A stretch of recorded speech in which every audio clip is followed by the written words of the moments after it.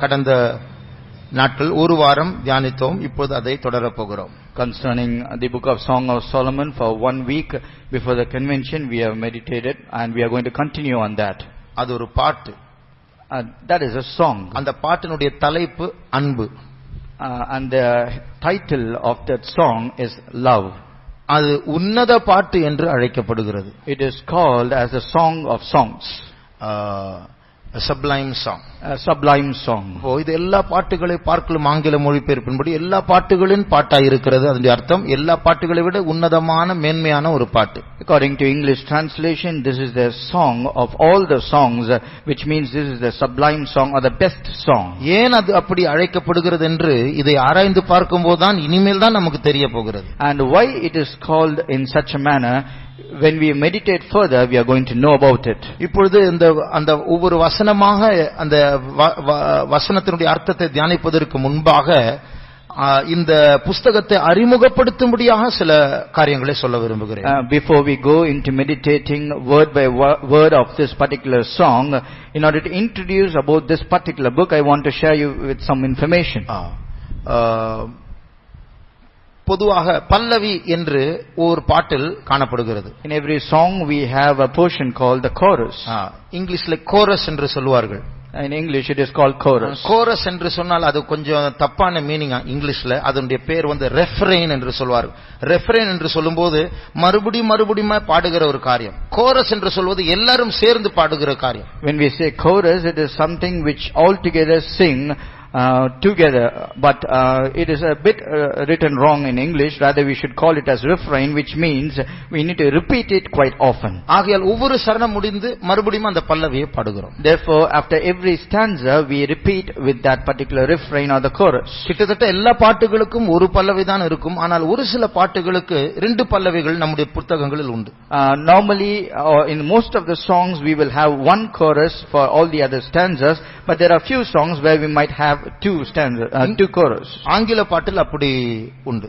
And in English song we have like that. போன வருடம் கூட அப்படி ஒரு பாட்டை பாடினோம் நம்முடைய கன்வென்ஷன் பாட்டு, The Voice of My Beloved. In the last year's convention we had such a song called The Voice of My Beloved, where we had more than one chorus.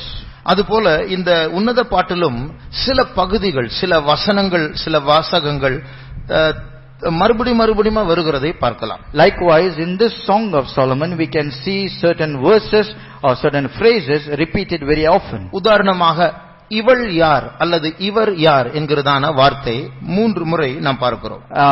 For example, we can see a phrase called who is she or who is he more than twice in this scripture. 3ஆம் அதிகாரம் 6ஆம் வசனம் வாசிப்போம். Let's read Song of Solomon chapter 3 and verse 6. வெள்ளை போலத்தினாலும் சாம்பிராணியினாலும் வர்த்தகருடைய சகல கந்தக பொடியினாலும் உண்டாகிய வாசனையை வீசி தூபஸ்தம்பங்களை போல் வனாந்தரத்திலிருந்து வருகிற இவர் யார்? இவர் யார்?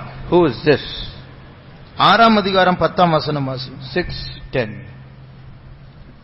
சந்திரனை போல் அழகும் சூரியனை போல் பிரகாசமும் கொடிகள் பறக்கும் படையை போல் கெடியும் உள்ளவளாய் அருணோதயம் போல் உதிக்கிற இவள் யார்? 8ஆம் அதிகாரம் 5ஆம் வசனம் வாசிப்போம். 8 verse 5. தன் நேசர் மேல் சார்ந்து கொண்டு வனாந்தரத்திலிருந்து வருகிற இவள் யார்? இவள் யார்? இந்த வார்த்தை 3 முறை பார்க்கிறோம். We can see this phrase repeated at least three times. அதேபோல எருசலேமின் குமார்த்திகளை உங்களை ஆணையிடுகிறேன் என்கிறதான வார்த்தையை நாம் பார்க்கலாம். Likewise it is also written, I swear by you Jerusalem, verse 2:7, I charge ye, O daughters of Jerusalem. 2ஆம் அதிகாரம் 7ஆம் வசனம். எருசலேமின் குமாரத்திகளே, எனக்கு பிரியமானவளுக்கு மனதாகும் மட்டும் நீங்கள் அவளை விழிக்க பண்ணாமலும் எழுப்பாமலும் இருக்கும்படி வெளிமான்கள் மேலும் வெளியின் மறைகள் மேலும் உங்களை ஆணையிடுகிறேன். 3:5. எருசலேமின் குமாரத்திகளே, எனக்கு பிரியமானவளுக்கு மனதாகும் மட்டும் நீங்கள் அவளை விழிக்க பண்ணாமலும் எழுப்பாமலும் இருக்கும்படி வெளிமான்கள் மேலும் வெளியின் மறைகள் மேலும் உங்களை ஆணையிடுகிறேன். 5:8. எருசலேமின் குமாரத்திகளே, என் நேசரை கண்டீர்களானால் நான் நேசத்தால் சோகமடைந்திருக்கிறேன் என்று அவருக்கு சொல்லும்படி உங்களை ஆணையிடுகிறேன். 8:4. எருசலேமின் குமாரத்திகளே, எனக்கு பிரியமானவளுக்கு மனதாகும் மட்டும் நீங்கள் அவளை விழிக்க பண்ணாமலும் எழுப்பாமலும் இருக்க உங்களை ஆணையிடுகிறேன். உங்களை ஆணையிடுகிறேன் எருசலேம் குமாரத்திகளே. இந்த வார்த்தைகள் மறுபடியுமா நாம் பார்க்கிறோம். We see that this phrase, I charge you, O daughters of Jerusalem, being repeated again and again. ஆகிய இது இரண்டு பல்லவிகளை போல இந்த புத்தகம் இந்த ஒரு பாட்டில் காணப்படுகிறது. It is found in this particular book as if it is two chorus. அது மாத்திரமல்ல, not just that, உன்னத பாட்டு 4ஆம் அதிகாரத்திலும் 5ஆம் அதிகாரத்திலும் ஒரு விசேஷித்த ஒரு குறிப்பிட்ட வார்த்தையை நாம் பார்க்கிறோம். அது வேற எங்கேயும் அந்த பாட்டில் வருகிறதில்லை. And in chapter 4 and chapter 5 of Song of Solomon we read about a particular word which is not found anywhere else, and that is a special word. என் சகோதரியே, என் மணவாளியே. My sister, my spouse. 4:9 வாசிங்க. என் இருதயத்தை கவர்ந்து கொண்டாய், என் சகோதரியே, என் மணவாளியே. 10ஆம் வசனத்தை வாசிங்க. உன் நேசம் எவ்வளவு இன்பமாயிருக்கிறது, என் சகோதரியே, என் மணவாளியே. 12ஆம் வசனம். என் சகோதரியே, என் மணவாளியே. 5ஆம் அதிகாரம் 1ஆம் வசனம். என் சகோதரியே, என் மணவாளியே. பாருங்க, இந்த என் சகோதரி, இந்த மணவாளி இங்க மட்டும் தான் இருக்கிறது. அந்த பாட்டின் வேற எந்த பகுதியிலும் பார்க்க முடியும். In the whole song we can see that this word, my sister, my spouse, is repeated only in these two chapters alone. சில புதிய ஏற்பாட்டில் இருக்கிற வேத நிபுணர்களும் இது எழுத்தின் பிரகாரமாக ஒரு புருஷனுக்கும் ஒரு மனைவிக்கும் இடையில் இருக்கிற உறவை காட்டுகிறது. அதற்கு பிறகு இரண்டாம் தரமாக தான் இது மணவாட்டி மணவாளன் சபை கிறிஸ்து என்று சொல்லலாம் என்று சொல்லுகிறார்கள். Even certain scholars, Bible scholars of New Testament, they argue or they say that whatever is written here, it is said about a physical husband and wife, and later on has a spiritual interpretation about the Christ and the church. ஆனால் நாங்கள் தர்க்கம் பண்ணுகிறது, but we argue, இது முதலாவது கிறிஸ்துவை பற்றியும் மணவாட்டியை பற்றியும் சொல்லப்பட்டிருக்கிறது. it is first written about Christ and his bride. எழுத்தின் பிரகாரமாக அது ஒரு ஆணை பற்றி ஒரு பெண்ணை பற்றி இருக்கலாம். ஆனால் அது நம்முடைய தலைப்பு அல்ல, அது நம்முடைய சப்ஜெக்ட் அல்ல, அது நம்முடைய சம்பாஷணை அல்ல. In literal sense, it might be written as a relationship between a man and a woman, but that is not our title, that is not our argument, and that is not our discussion. ஆகையால் இந்த பாட்டிலிருந்து கிறிஸ்துவை பற்றி சபையை பற்றி தான் நாம் படிக்க போகிறோம். And from this song we are going to learn about Christ and his bride. அதற்கு ஒரு அத்தாட்சி தான் இப்போது நாம் வாசித்த வார்த்தை. ஒரு பெண் ஒரு சகோதரியா இருக்கலாம், இல்லை என்றால் ஒரு மணவாட்டியா இருக்கலாம். ஒரே பெண் சகோதரியாகவும் மணவாட்டியாகவும் இருக்க முடியாது மனுஷர்கள் மத்தியில். And a proof of that is what we read right now, as a woman can be either a wife or a sister. She cannot be both a wife and a sister for a man. ஆனால் கிறிஸ்துவின் மணவாட்டி இந்த இரண்டு ஸ்தானங்களுடையவளா இருக்கிறாள். But the bride of Christ has these two positions. ஆகையால் தான் நாங்கள் சொல்லுகிறோம், இது இயேசுவை பற்றியும் மணவாட்டியை பற்றியும் சபையை பற்றியும் சொன்ன உறவில் இருக்கிறதான ஒரு பாட்டு. And therefore we say that this is a relationship which is between Christ, the bride, and the church. இந்த குறிப்பிட்ட உன்னத பாட்டு என்கிற புஸ்தகத்தை வியாக்கியானிப்பது சில நேரங்களில் கஷ்டமா இருக்கு. ஏனென்றால் சில நேரங்களில் மணவாளன் பேசுகிறார், சில நேரங்களில் மணவாட்டி பேசுகிறார். To interpret this Song of Solomon is sometimes a bit difficult, because at times it is the bride who is speaking and at times it is the bridegroom who is speaking. சில நேரத்தில் வசனத்தை வைத்து கண்டுபிடிக்கலாம், இது மணவாட்டி பேசுகிறது, இது மணவாளன் பேசுகிற வார்த்தை. At times we can find out a bit easily that this is the word which is being spoken by the bridegroom or the bride. உதாரணமாக, for example, 1:2 வாசியுங்கள். Let's read chapter 1 and verse 2. அவர் தமது வாயின் முத்தங்களால் என்னை முத்தமிடுவாராக, உமது நேசம் திராட்சரசத்தை பார்க்கிலும் இன்பமானது. இது நீங்களே சொல்ற, இது பேசுறது யாரு? You can yourself say who is speaking this. மணவாளனா மணவாட்டியா? Is that the bride or the bridegroom?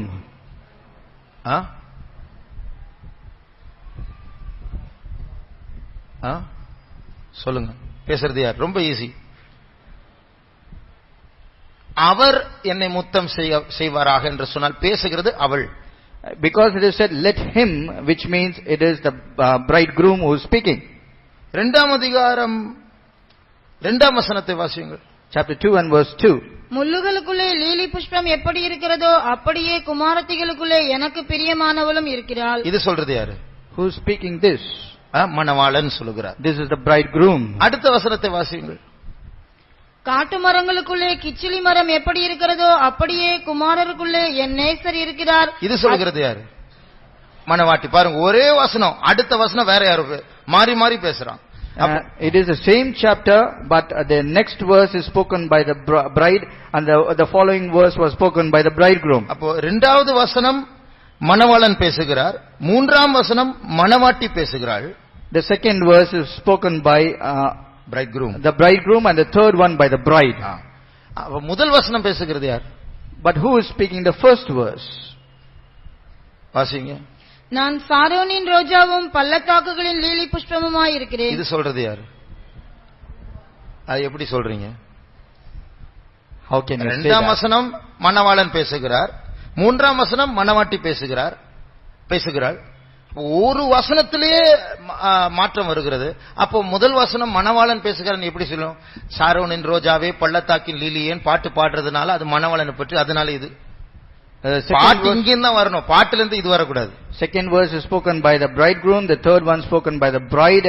But how can we derive or say that the first one is spoken by the bridegroom? And we should not assume that from the song which we sing, but rather we need to take quote from this verse and then we have to sing. ஆகையால் அந்த முதல் வசனம் நான் சாரோனின் ரோஜா பள்ளத்தாக்கின் lily என்று சொல்லுகிறது யார் என்று இப்போ எனக்கே தெரியாது. அந்த வசனத்துக்கு வரும்போது பார்ப்போம். And the first verse which is saying, I am the rose of Sharon and the lily of the valleys, even I myself do not know at this moment, but when we come to meditate that verse, then we will know. இந்த உன்னத பாட்டினுடைய அமைப்பு, அதாவது இது வைக்கப்பட்ட இடம் என்று சொல்லும்போது பிரசங்கிக்கு அடுத்த புத்தகமாக வைக்கப்பட்டிருக்கிறது. The position of the Song of Solomon, the entire book has been kept next to the book of Ecclesiastes. பிரசங்கி எழுதினது சாலமோன் தான், உன்னத பாட்டு எழுதினதும் சாலமோன் தான். And Ecclesiastes was written by Solomon, and the same Solomon wrote the Song of Solomon also. ஆனால் இந்த உன்னத பாட்டு பிரசங்கி புத்தகத்துக்கு அப்புறம் வைக்கப்படுகிறது ஒரு பொருத்தமான ஒரு இடம்தான். And to place this Song of Solomon after the book of Ecclesiastes is a very apt one.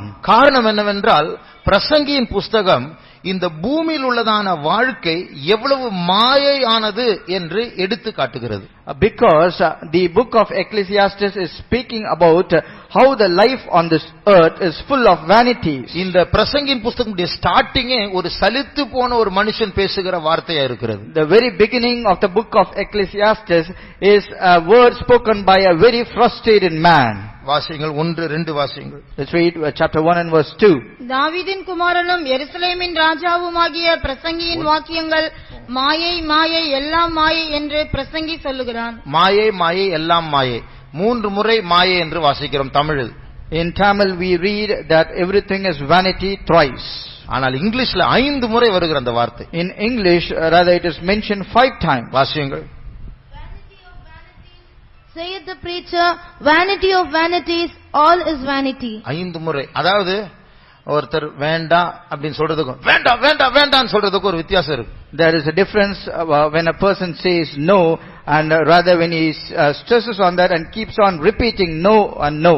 ஒரு சலித்து போய் உலகத்தில் உள்ளதான எல்லா இன்பங்களையும் அனுபவித்து திரும்பி வீட்டுக்கு வந்து இந்த புக்கை எழுதுகிறார். மாயை மாயை மாயை மாயை எல்லாம் மாயை. After experiencing all the pleasures of the world, coming back to his home, he is writing everything is vanity and all is vanity. சூரியனின் கீழ் என்கிறதான அந்த வார்த்தையை இந்த புத்தகத்தில் 27 முறை அவர் எழுதுகிறார். And in this particular book for 27 times he is mentioning underneath the sun all is vanity. எல்லாமே சூரியனின் கீழ இருக்கிறது எல்லாமே வேஸ்ட், எல்லாமே மாயை தான். He is saying underneath the sun everything is vanity, everything is a waste. இப்படி சொன்ன பிறகுதான் உன்னத பாட்டை எழுதுகிறார். After saying all these things, then he writes the Song of Solomon. பூமியில் ஒரு பக்கத்தில் எல்லாம் மாயா இருந்தாலும் இந்த பூமியில் இருக்கிற மனுஷர்கள் இந்த பூமியில் இருக்கிற இன்பங்களை தேடினால் எல்லாமே மனதுக்கு சஞ்சலமும் மாயும் விருதாவாய் இருக்கும். ஆனால் உன்னத பாட்டு சொல்லுகிறது உன் திருப்தி கிறிஸ்துவில் தான் இருக்கிறது. And if you go in search of all the pleasures of the world, everything is vanity,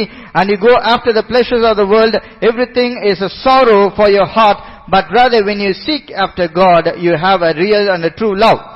Satisfaction is only in Christ. Satisfaction is only in Christ. இந்த உன்னத பாட்டு அதற்கு ஒரு பதிலாக பிரசங்கின் புஸ்தகத்தினுடைய மாயே மாயே மாயே என்கிறதான வார்த்தைக்கு பதிலாக இருக்கிறது.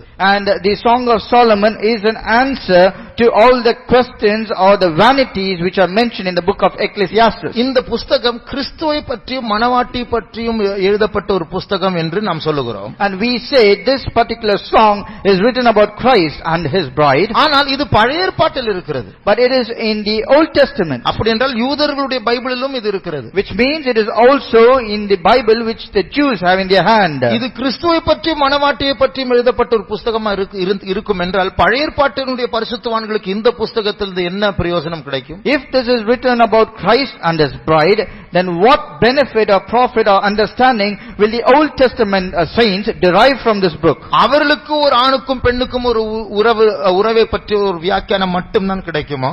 Will they get only an interpretation concerning a relationship between a man and a woman? பழைய ஏற்பாட்டிலும் தேவன் இஸ்ரவேல் ஜனங்களை தெரிந்தெடுக்கும் போது இஸ்ரவேல் ஜனங்களோடு ஒரு உறவை வைக்க அவர் விரும்பினார். Even in the Old Testament period, when the Lord want to choose people of Israel as his own people, he want to have a relationship with his own people. எரேமியா 31ஆம் அதிகாரம் 32ஆம் வசனத்தை வாசிக்கும்போது, when we read Jeremiah chapter 31 and verse 32, நான் அவர்களுக்கு ஒரு புருஷனாய் இருந்தேன் என்று சொல்லுகிறார். he says, I have been a husband to them.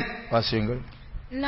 நான் அவர்கள் பிதாக்களை எகிப்து தேசத்திலிருந்து அழைத்து வர கைப்பிடித்த நாளிலே அவர்களோட பண்ணின உடன்படிக்கையின்படி அல்ல, ஏனெனில் நான் அவர்களுக்கு நாயகராயிருந்தும் அந்த உடன்படிக்கையை அவர்கள் மீறி அவமாக்கி போட்டார்களே என்று கர்த்தர் சொல்கிறார். நான் அவர்களுக்கு நாயகராயிருந்தேன். I was a husband unto them. அப்போ ஆண்டவர் அவர்களுக்கு இஸ்ரவேல் ஜனங்களுக்கு ஒரு ஹஸ்பண்ட் என்கிற ஸ்தானத்தில் காணப்படும், ஒரு புருஷன் என்கிற ஸ்தானத்தில் காணப்பட விரும்பினார். God wanted to be in a position of being a husband unto the people of Israel. அவர்கள் மனைவி என்கிறதான ஸ்தானத்தில் இருக்க வேண்டும் என்று அவர் விரும்பினார். And he also desired that the people should be in a position of his wife. அப்போஸ்தலர் 7ஆம் அதிகாரம் 38ஆம் வசனத்தை வாசிக்கும்போது, when we read Acts of Apostles chapter 7 and verse 38, 7:38, Sinai மலையில் தன்னுடனே பேசின தூதனோடும் நம்முடைய பிதாக்களோடும் கூட வனாந்திரத்திலே சபைக்குள் இருந்தவனும் நமக்கு கொடுக்கும்படி ஜீவ வாக்கியங்களை பெற்றவனும் இவனே. இங்கே இஸ்ரவேல் ஜனங்கள் வனாந்திரத்தில் இருந்த சபை என்று அழைக்கப்படுகிறார்கள். Here the people of Israel, they are called as a church in the wilderness. பழைய ஏற்பாட்டு இஸ்ரவேல் ஜனங்களும் சபையாய் தான் இருந்தார்கள், ஆனால் புதிய ஏற்பாட்டு சபை அல்ல, பழைய ஏற்பாட்டு சபை. Even the literal Israel people in the Old Testament period, they were also a church, but not the New Testament church, but rather an Old Testament church. ஆகையால் பழைய ஏற்பாட்டில் இருக்கிற பரிசுத்தவான்களும் இந்த உன்னத பாட்டை ஆவிக்குரிய விதத்தில் வியாக்கியானம் செய்து நாயகனாகிய தேவனுக்கும் சபையாகிய இஸ்ரவேல் ஜனங்களுக்கும் உள்ள உறவை அதை வியாக்கியானிக்கலாம். And even the Old Testament saints, they can also interpret this particular song as a relationship between their husband who is God and the people of Israel who is the church. ஆனால் பழைய ஏற்பாட்டில் இருக்கிறதான தேவனுக்கும் ஜனங்களுக்கும் இருந்ததான உறவு ஒரு எல்லைக்குட்பட்ட ஒரு உறவாய் இருந்தது. But the relationship between the Old Testament saints or the people and between God had a limit or a boundary. ஏனென்றால் அவர்களுடைய பழைய ஏற்பாட்டு புஸ்தகத்தை பார்த்தால், வெளிரங்கமாய் பார்த்தால் நியாயப்பிரமாணம் தான் இருந்தது. இதற்குள் இருக்கிற உறவை பார்க்க வேண்டும், அன்பை பார்க்க வேண்டும் என்றால் அதற்கு அதிக ஒரு ஞான திருஷ்டி, அதாவது ஒரு ஆழமான ஒரு பார்வை வேண்டும். If you go about the books of the Old Testament period, outwardly it always spoke about law, and if at all you want to go deeper and you have to find the love of God hidden in that, you have to have a manifold wisdom. உதாரணமா 10 கற்பனைகளை பார்க்கும்போது, for example, let us take the 10 commandments. இப்படி பண்ணக்கூடாது, இப்படி பண்ணக்கூடாது, இப்படி பண்ணக்கூடாது, இப்படி பண்ணக்கூடாது, இதுதான் 10 கற்பனைகள். And all the 10 commandments says you should not do this, you should not do this, you should not do this. யாரா இருக்கட்டும், ஓவரா ரூல்ஸ் பேசினா எல்லாருக்கும் ஒரு சலிப்பு வந்துரும். Let it be any person, if you give them too much of rules, they will be frustrated. ஆனால் இயேசு இந்த பூமியில் வந்தபோது, but when Jesus came on this earth, இந்த 10 கற்பனைகளை அவர் இரண்டாய் மாற்றி விட்டார். he changed the 10 commandments into 2. தேவனோடு இருக்கிற அன்பு, மனுஷர்களோடு இருக்கிற அன்பு. The love with God and the love with men. முதல் 4 கற்பனைகளை எடுத்தால் அது தேவனோடு சம்பந்தப்பட்ட காரியம். செய்யாதே செய்யாதே செய்யாதே.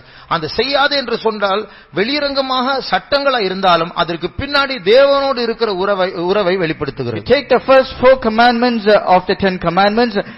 It is related to God. It says you should not do this and you should not do that. which means when you do not do that, in the background it says a relationship which you have with God. ஐந்தாம் கற்பனையிலிருந்து 10ஆம் கற்பனை வரைக்கும் பார்த்தால் அது மனுஷனோடு சம்பந்தப்பட்ட செய்யாத என்கிற பிரமாணங்கள். வெளிரங்கமாய் பார்த்தால் 6 ரூல்ஸ் இருக்கிறது, சட்டங்கள். ஆனால் ஆழமாய் பார்த்தால் அது பிறரோடு இருக்கிற அன்பு. If you take the next commandment, the next 6th one of the 10 commandments, right from the 5th one, it says the do's and don'ts with men. Outwardly they are just rules, but inwardly they are a relationship with God and men. ஆனால் இஸ்ரவேல் ஜனங்களுக்கு அந்த கற்பனைகளுக்கு பின்னாடி இருக்கிற அன்பை, உறவை அவர்களால் கண்டுபிடிக்க முடியவில்லை. But for the people of Israel, they were unable to find out the love which is hidden behind all these rules. பழைய ஏற்பாட்டிலும் கிறிஸ்து மறைந்திருந்தார். Even in Old Testament, Christ was hidden in every place. பழைய ஏற்பாட்டு தீர்க்கதரிசிகளுக்குள் கிறிஸ்துவின் ஆவி இருந்தது என்று 1 பேதுரு 1ஆம் அதிகாரத்தில் வாசிக்கிறோம். And even inside the saints of the Old Testament, the prophets, it is mentioned that the spirit of Christ was hidden in them in 1 Peter chapter 1. ஆனால் அந்த கிறிஸ்துவின் ஆவி அவர்களுக்குள் இருந்தது. வேதத்திலும் பழைய ஏற்பாட்டு வேதத்திலும் கிறிஸ்து மறைந்து இருக்கிறார். ஆனால் அநேகருக்கு மனதில் முக்காடு இருந்தது என்று பைபிள் சொல்லுகிறது. ஆகையால் அவரை கண்டுபிடிக்க முடியவில்லை. And in the scripture also in the Old Testament Christ was hidden, and the spirit of Christ was also hidden in the prophets, but the scripture says that because they had a veil in their mind, they were unable to find him out. ஆனால் புதிய ஏற்பாட்டில் பார்க்கும்போது, but when we consider the New Testament, இந்த உறவு ஒரு வித்தியாசமான ஆழமான உறவா இருக்கிறது. ஆகையால் தான் உன்னத பாட்டில் தேவனுக்கும் நமக்கும், இயேசுவுக்கும் நமக்கும் இருக்கிறதான ஆழமான ஒரு உறவை நாம் கண்டுபிடிக்க போகிறோம். And in the New Testament, this relationship is something very unique and special and very deeper, and that is why we are going to find out the deeper relationship and the love which the bride has with Christ through the Song of Solomon. இன்னும் ஒரு காரியத்தை சொல்லி 2ஆம் வசனத்தை நாம் தியானிப்போம். After mentioning one more point, let us meditate the second verse. இதில் 2 schools of thought, அதாவது இந்த உன்னத பாட்டை பற்றி இதை ஆராய்ச்சி செய்கிறவர்கள் 2 அபிப்பிராயம் உள்ளவர்களா இருக்கிறார்கள். And the people who research after this book of Song of Solomon, they have 2 schools of thoughts. ஒரு கூட்டத்தார் சொல்லுகிறார்கள் இது சாலமோனுக்கும் அவர் நேசித்ததான சூலமித்தியால் என்கிற பெண்ணுக்கும் இருக்கிறதான ஒரு உறவை வெளிப்படுத்துகிறதான ஒரு பாட்டு. One group of people or the scholars or critics, they say this is about the relationship between King Solomon and the women named Shunammite. It is written about all those things. இரண்டாவது கூட்டத்தார் சொல்லுகிறார்கள் அல்ல, இது சாலமன் ஒரு பெண்ணை நேசித்தார், ஆனால் அந்த பெண்ணோ ஒரு ஷெப்பர்ட், ஒரு இடையனை நேசித்தார். And the second group of people, they say King Solomon, he loved a particular woman, but rather that woman, she loved a shepherd. அதனால அந்த சாலமன் அந்த இடையனிலிருந்து இவளை பிரிக்க அவளை இழுக்க முயற்சி செய்கிறாள். இந்த பாட்டில் அதை பார்க்கலாம் என்று சொல்லுகிறார்கள். And they say in order for King Solomon to separate that particular woman from the relationship with that particular shepherd, he is singing this song in order to woo her love. 1ஆம் அதிகாரம் 7ஆம் வசனத்தை வாசியுங்கள். Let's read Song of Solomon chapter 1 and verse 7. என் ஆத்தும நேசரே, உமது மந்தையை எங்கே மேய்த்து அதை மத்தியானத்தில் எங்கே மடக்குகிறீர்? எனக்கு சொல்லும். உமது தோழரின் மந்தைகள் அருகே அலைந்து திரிகிறவளை போல் நான் இருக்க வேண்டியதென்ன? சாலமன் ராஜா மத்தியானத்தில் மந்தை மேய்க்க போவாரா? King Solomon, he will go in the afternoon to will he go to take care of the flock in the afternoon? அவர் ஒரு ராஜா, அவருடைய இடம் அரண்மனை, அவர் இடையன் அல்ல. He is a king and his place is in the palace. He is not a shepherd. ஆகையால் ஒரு இடையனை பார்த்து இந்த சூலமித்தியால் சொல்லுகிறார், என் ஆத்தும நேசரே.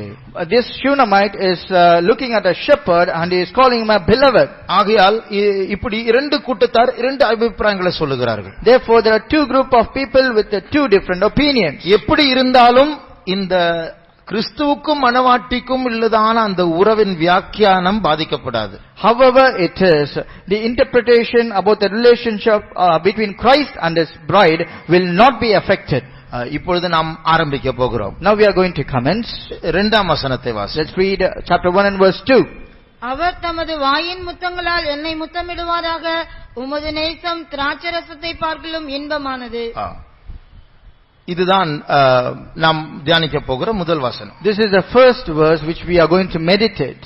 இங்கு ஒரு வினோதமான ஒரு ஆரம்பத்தை பார்க்கிறோம். We see a very strange starting or a beginning.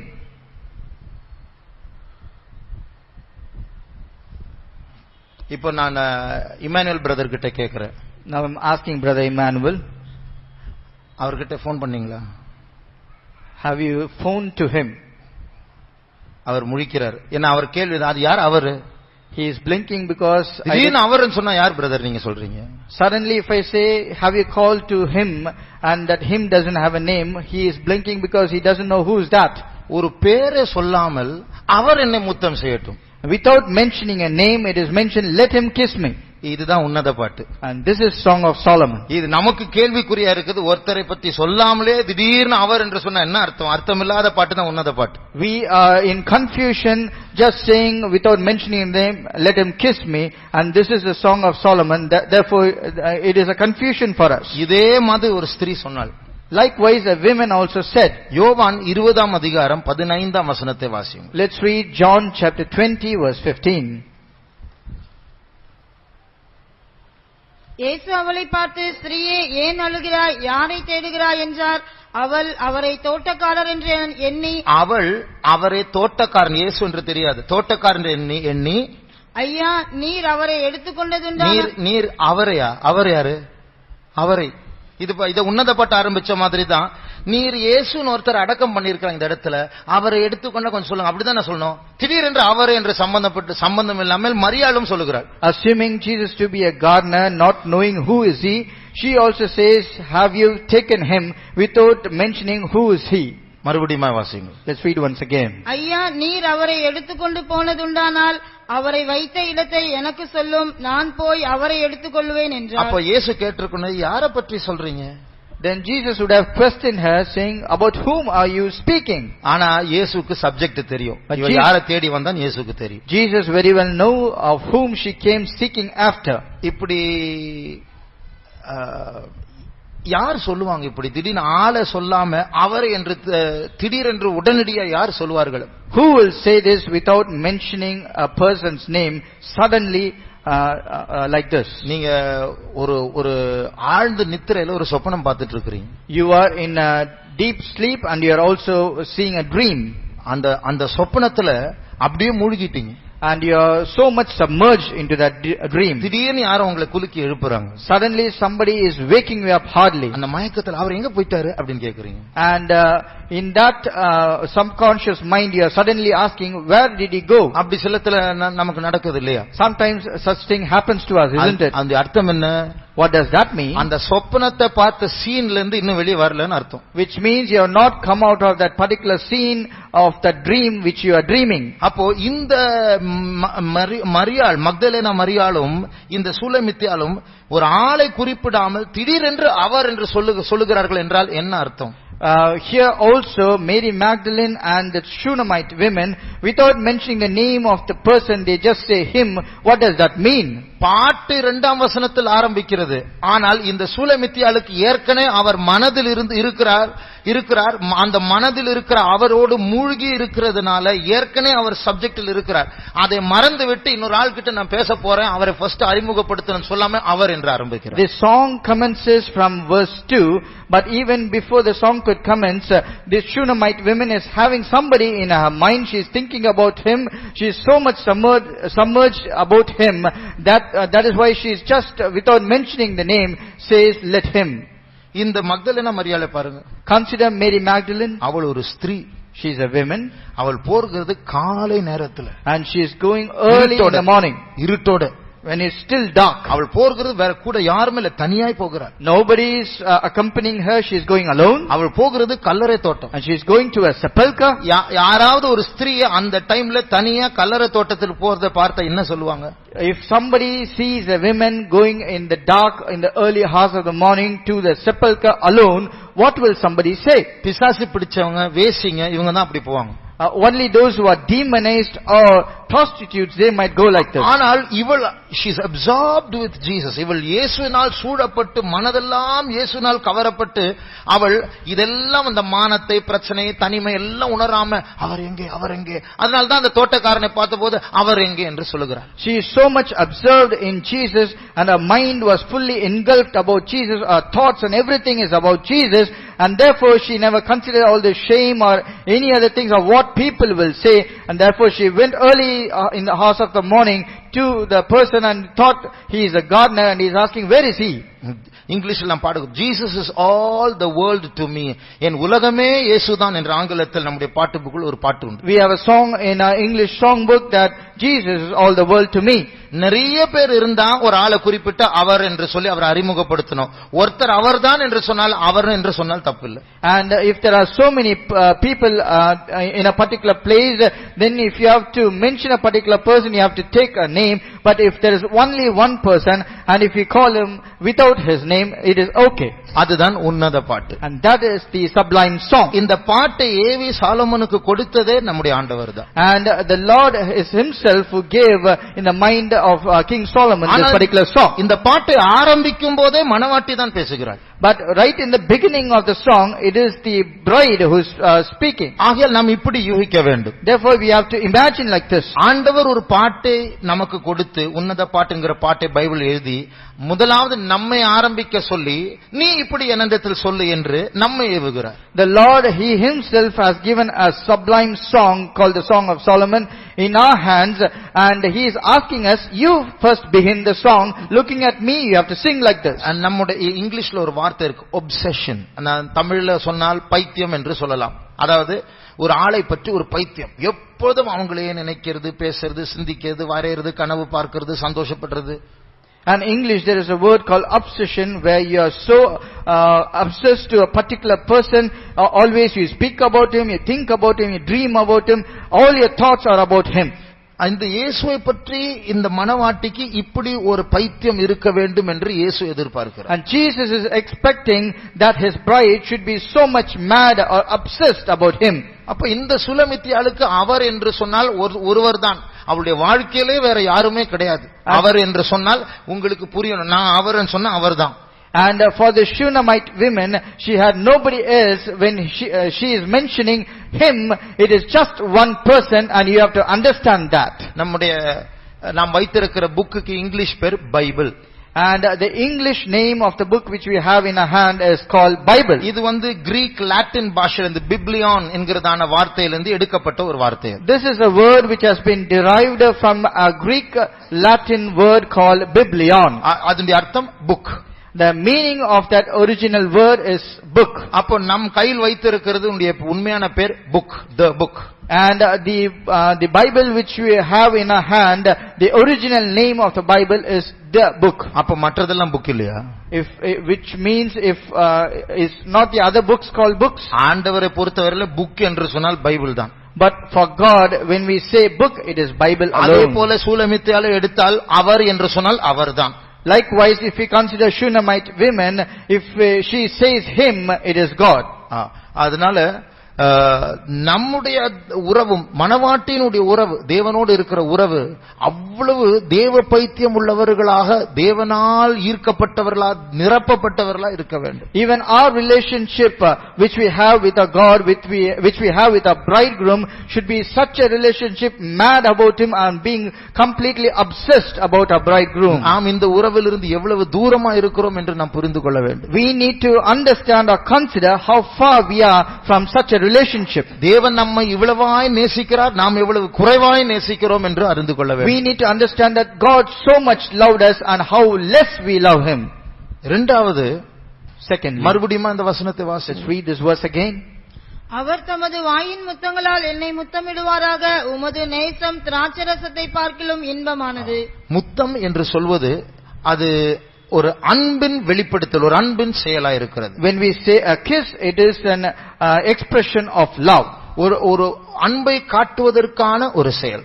And in order to manifest or show forth a love, it is an expression. ஆனால் அது வேற ஒரு காரியத்தையும் செய்கிறது. But it also does one another thing. அது யார் முத்தமிடப்படுகிறார்களோ அவருடைய அன்பை அது தூண்டி விடுகிறது. And of who is being kissed, he is also Their love is aroused. their love is also aroused. அப்போ அது அன்பை வெளிப்படுத்துகிறது, அன்பை தூண்டி விடுகிறது. அதுதான் முத்தம். It is an expression of love as well as it is kindling or arousing the love of the person who is being kissed. இயேசுவுக்கும் நமக்கும் இடையில் இருக்கிறதான உறவில் எழுத்தின் பிரகாரமான முத்தம் இல்லை. And the relationship which we have with Lord Jesus, there is no literal form of kiss.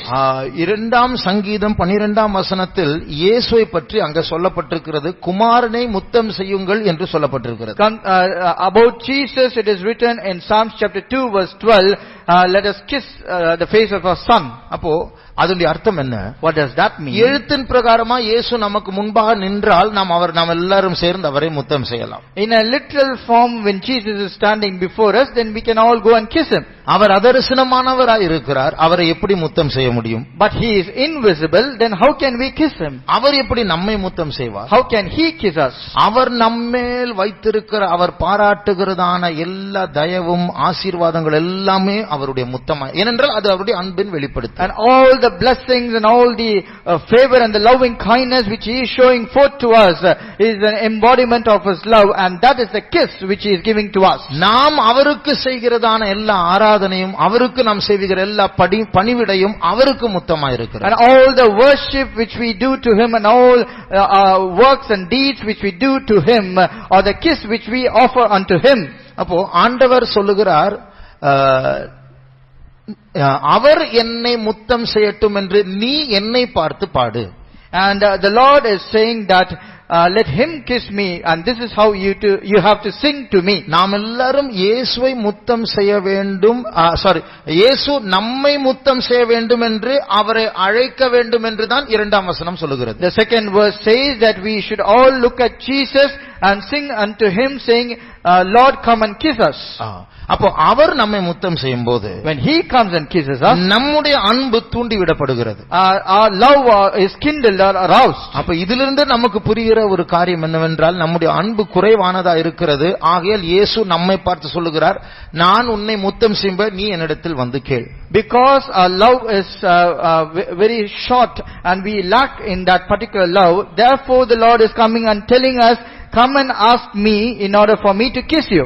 சில நேரத்தில் ஆண்டவர் நம்முடைய ஜீவிதத்தில் செய்கிற அதிசயங்கள், sometimes all the wonders which the Lord is doing in our life, நம் ஜெபத்தை அவர் நம்முடைய ஜெபங்களை கேட்டு பதில் அளிக்கும் போது, sometimes when he is answering all the prayers which we make, நம்முடைய பிரச்சனைக்கு சரியான ஒரு வார்த்தையோடு அவர் நம்மோடு பேசும்போது, and when he speaks with a right kind of word for all the problems which we face, நமக்கு கண்ணீர் வரும், we will have tears, நமக்கு அபிஷேகம் வரும், we will get an anointing. அதுதான் முத்தம். And that is his kiss. அப்ப ஆண்டவர் நம்மை முத்தம் செய்யும் அந்த சமயத்துக்கேற்ற அந்த ஆறுதல், அந்த வார்த்தை, அந்த ஆச்சரியம், அந்த கேள்விக்கு பதில், அதுதான் அவருடைய முத்தம். And when we say the Lord is kissing us, we will get a timely answer and a timely comfort and a blessing and an anointing. That is his kiss to us. ஆண்டவர் நம்மை எத்தனையோ முறை முத்தம் செய்திருக்கிறார். The Lord has kissed us many a time. நாம் எத்தனை முறை ஆண்டவரை முத்தம் செய்திருக்கிறோம்? How many times have we kissed our God? நாம் ஊழியம் செய்கிறோம், ஆனால் அவருக்கு பிரியமான விதத்தில், ஏற்றுக்கொள்ளப்படக்கூடிய விதத்தில் செய்கிறோமா? We minister unto God, but are we doing in a way that it is acceptable by God? நாம் ஆராதனை செய்கிறோம், ஆனால் அவருக்கு விருப்பமான, அவர் அதை முத்தம் என்று அழைக்கக்கூடிய விதத்தில் ஆராதனை செய்கிறோமா? We worship God, but are we worshiping in a form that the Lord is considering that to be a kiss from us? ஆகையால் நம்முடைய குறைவு மாற வேண்டும் என்றால் முதலாவது அவர் நம்மை முத்தம் செய்ய வேண்டும். Therefore, for our shortcomings to be taken away from us, first of all he has to kiss us. அவர் நம்மை முத்தம் செய்து கொண்டுதான் இருக்கிறார், ஆனால் அதை உணர வேண்டும். In fact, he is always kissing us. We have to understand that he is doing that. ஆண்டவர் அன்றாட ஜீவியத்தில் எத்தனை முறை தேவன் நம்மை முத்தம் செய்கிறார் தெரியுமா? அதை உணராமல் இருக்கிறோம் கடின இருதயத்தின் நிமித்தம். Do you know how many times even in one single day the Lord is kissing us, but because we are hard-hearted, we are unable to understand that. ஆகையால் ஆண்டவருடைய முத்தங்களை உணர தேவன் நம்முடைய மனதை பலப்படுத்துவாராக. மறுபடியும் அதற்கு பதிலாக அவரை முத்தம் செய்ய தேவன் நமக்கு உதவி செய்வாராக. May the Lord strengthen our mind in order to understand the kiss of God which He gives us, and that we should also kiss Him back. We should understand that. மறுபடியும் இந்த இரண்டாம் வசனத்தை வாசி. Let's read that second verse once again. அவர் தமது வாயின் முத்தங்களால் என்னை முத்தமிடுவாராக, உமது நேசம் திராட்சரசத்தை பார்க்கிலும் இன்பமானது. இங்கே இரண்டு வார்த்தைகளை பார்க்கிறோம். Here we see two words.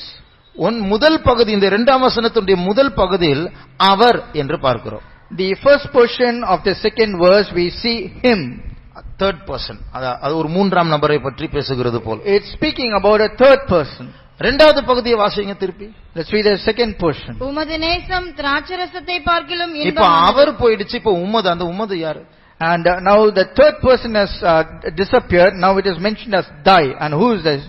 அதாவது அன்பு ஆரம்பிக்கும் போது ஆரம்பத்தில் எப்பொழுதும் ஒரு தயக்கம் இருக்கும்.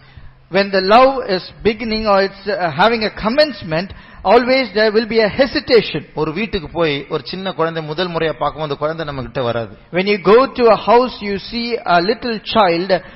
On the first appearance, the child will not immediately come to you. நம்ம என்னதான் சிரிச்சாலும் அதுக்கே ஓடி போயிடும். No matter how much you laugh at it, it will run away from us. ஆனா ஒரு அரை மணி நேரம் அங்க இருந்து பாருங்க, அது மடியில வந்து But உட்கார்ந்து. after spending half an hour with that, automatically it will come and sit on your lap. அதே போல ஆரம்பத்தில் இந்த சுலமித்தியாளுக்கு அவர் என்று சொல்லுகிறாள், அந்த வசனம் முடிவதற்கு முன்பாக உமது என்று சொல்லுகிறார். அது தூரத்தில் ஒரு தயக்கத்தோடு அவரை அப்ரோச் பண்ணி இப்போது நெருங்கி விட்டார். In the beginning, the Shunammite women, she is saying in a third person, saying him, because it was with a hesitation. But before completing this verse, she is saying thy, because she has come close to him.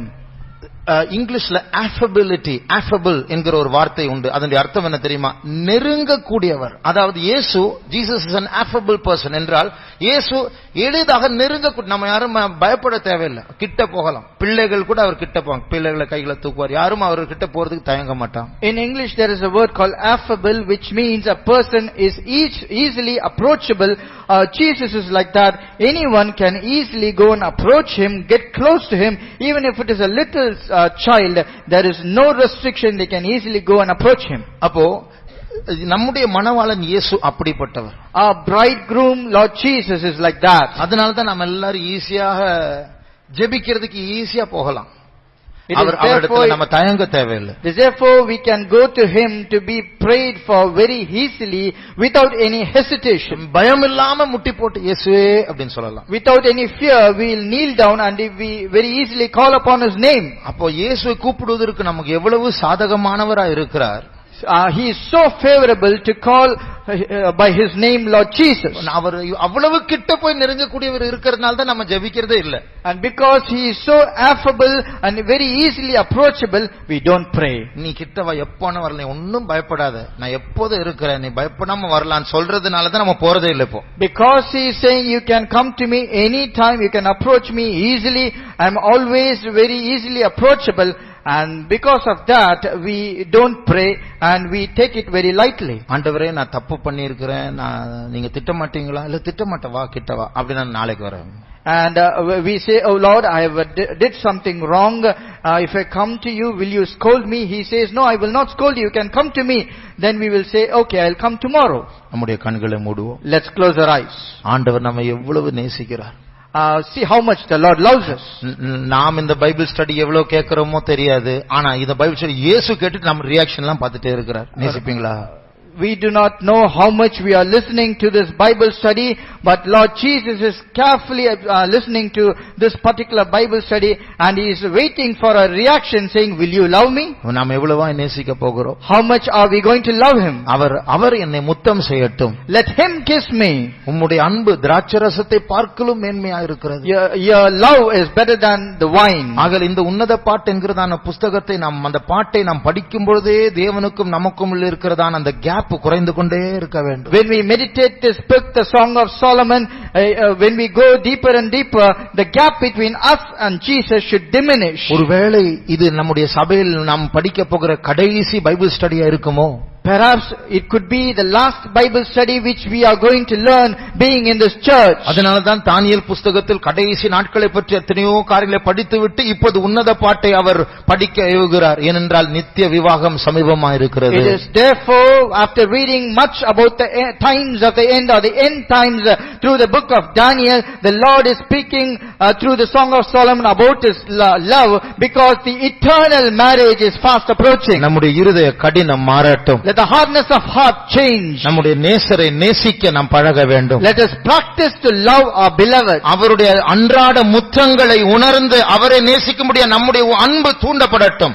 Let us feel the daily kisses of God and let our love be kindled for him. இன்றைக்குள்ள நம்முடைய ஜீவியமானது உலகம் அதாவது ஒரு இரண்டாவது கண்ணோட்டத்தில் படிச்சோம் இல்லையா, இந்த சுலைமித்தியால் ஒரு இடையனை நேசிக்கிறாள்.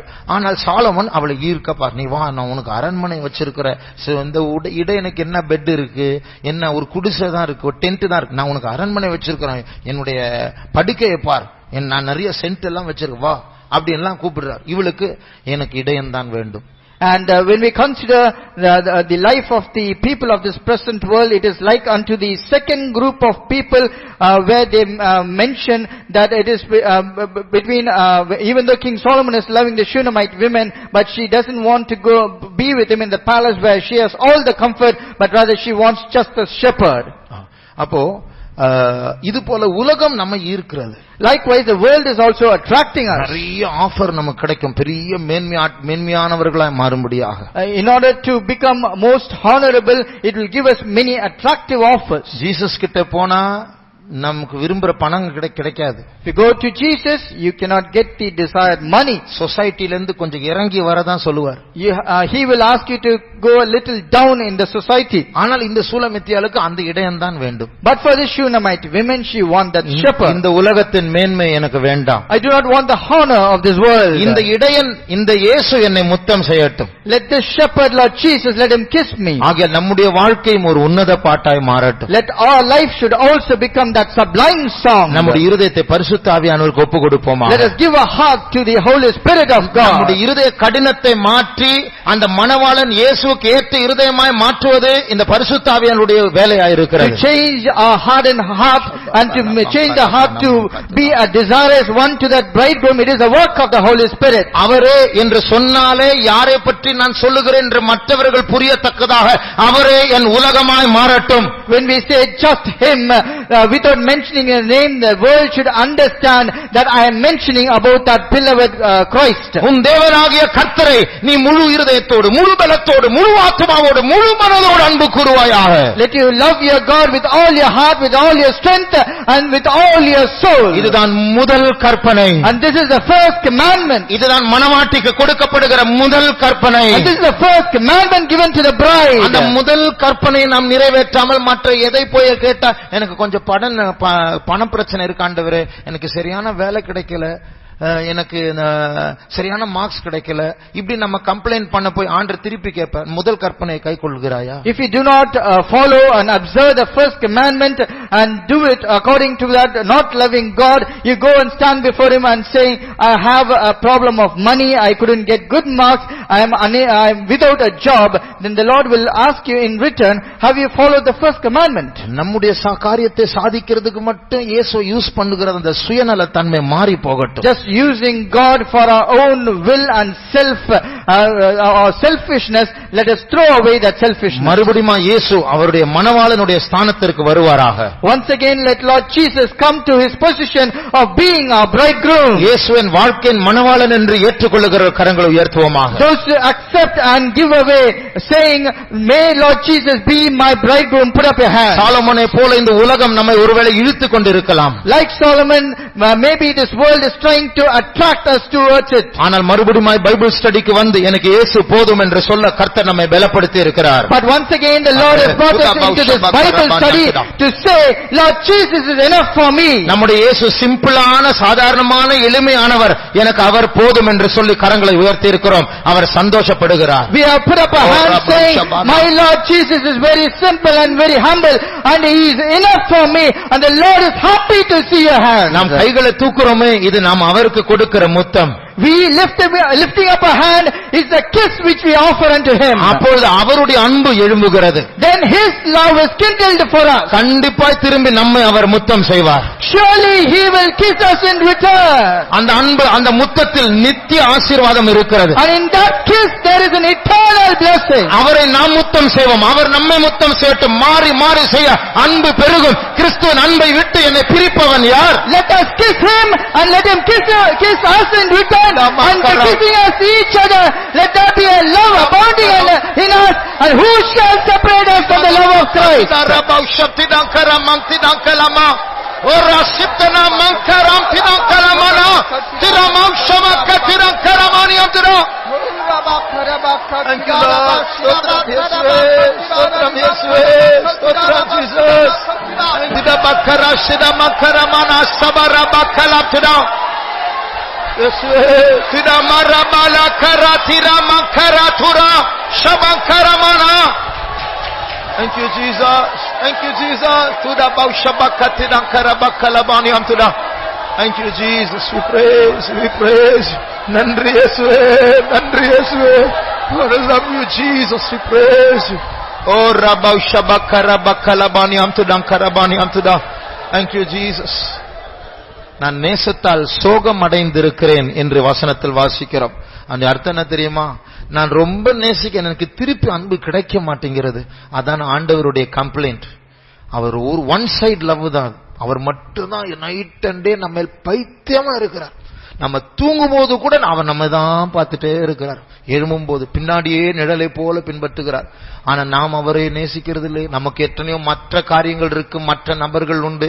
நடுவுல டைம் கிடைச்சா ஜெபிப்போம், டைம் கிடைச்சா மீட்டிங் வருவோம். அதெல்லாம் மாறட்டும். எல்லாரை பார்க்கலும் எல்லாவற்றை பார்க்கலும் அவர்தான். அவர் அவர் அவர் அவர் வேற யாரும் இல்லை. என் உலகமே அவர்தான், என் மனவாளனே அவர்தான். Turabau shabakaraba niantidakala saptidakaraba tiramau shamakatidakaramania tirai samana makalatida saturibinakatidakaramaniatida.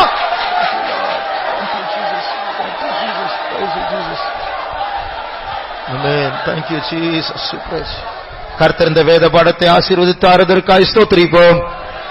ஸ்தோத்திரம் ஸ்தோத்திரம் ஸ்தோத்திரம் ஸ்தோத்திரம் ஸ்தோத்திரம் ஸ்தோத்திரம் ஸ்தோத்திரம் ஸ்தோத்திரம் ஸ்தோத்திரம் ஸ்தோத்திரம். கர்த்தர் நம் மத்தியில் ஒரு மனதை ஐக்கியத்தை தந்து நாம் எல்லாரும் ஒரே குடும்பமாக ஒரே மனவாட்டியா இருக்கும்படியாக கர்த்தர் நம்மை பலப்படுத்த வேண்டும். அதற்காய் ஸ்தோத்திரிப்போம். ஸ்தோத்திரம் ஸ்தோத்திரம் ஸ்தோத்திரம் ஸ்தோத்திரம் ஸ்தோத்திரம் ஸ்தோத்திரம் ஸ்தோத்திரம் ஸ்தோத்திரம். 10 மணி ஜெபத்தை கர்த்தர் ஆசீர்வதிக்கும்படியாக ஸ்தோத்திரிப்போம். ஸ்தோத்திரம் ஸ்தோத்திரம் ஸ்தோத்திரம் ஸ்தோத்திரம் ஸ்தோத்திரம் ஸ்தோத்திரம். எல்லா துதிகன மகிமை கர்த்தருக்கே செலுத்தி கர்த்தரை ஸ்தோத்திரிப்போம். ஸ்தோத்திரம் ஸ்தோத்திரம் ஸ்தோத்திரம் ஸ்தோத்திரம் ஸ்தோத்திரம். அல்லேலூயா.